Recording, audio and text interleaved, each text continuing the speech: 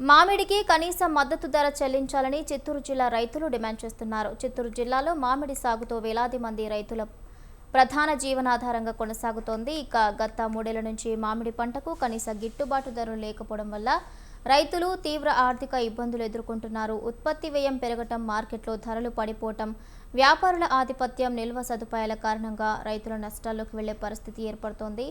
తోతాపురి మామిడి టన్నుకు కనీస ధర 18,000, బంగినపల్లి మామిడి కనీస మద్దతు ధర 25,000 నిర్ణయించాలని రైతులు డిమాండ్ చేస్తున్నారు. ప్రాసెసింగ్ యూనిట్లను వెంటనే ప్రారంభించి ఫ్యాక్టరీల వారీగా ప్రాంతాలను కేటాయించి మామిడి కొనుగోళ్లపై చర్యలు తీసుకోవాలని కలెక్టర్ను రైతులు విజ్ఞప్తి చేశారు.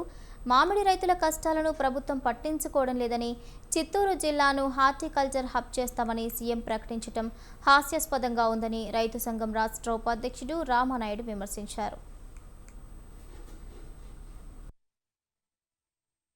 మినిమం ప్రైసెస్ ఇంతవరకు ప్రకటించలేదు.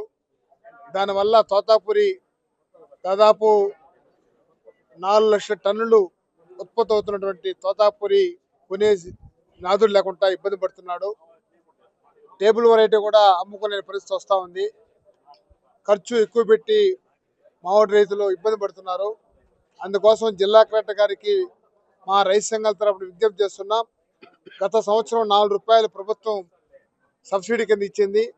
ఈ సంవత్సరం 5 రూపాయలుగా ఇవ్వాలని మేము డిమాండ్ చేస్తున్నాం. ఎందుకంటే ధరలు పెరిగినాయి, మందుల రేట్లు పెరిగినాయి, కూలీ రేట్లు పెరిగినాయి.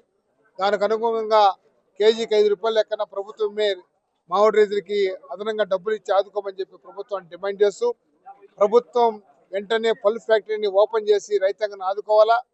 18 రూపాయలు కేజీకి తోతాపురి రావాలా, 30 రూపాయలు టేబుల్ వెరైటీకి రావాలనేది మా యొక్క రైతు సంఘాల తరఫున డిమాండ్ చేస్తూ, ఈరోజు రైతు సంఘాల తరఫున జిల్లా అధ్యక్ష కార్యదర్శులు చిత్తూరు జిల్లా ఉండత్తో నాయుడు, అలాగే శివారెడ్డి వీళ్ళందరూ కూడా రావడం జరిగింది. ప్రత్యక్షంగా ఆందోళన కూడా పోబోతున్నాం. రైతులకు కనుక గిట్టుబాటు ధర ఇకపోతే గత సంవత్సరం ఎట్లాంటి ఉద్యమాలు జరిగాయి అలాంటి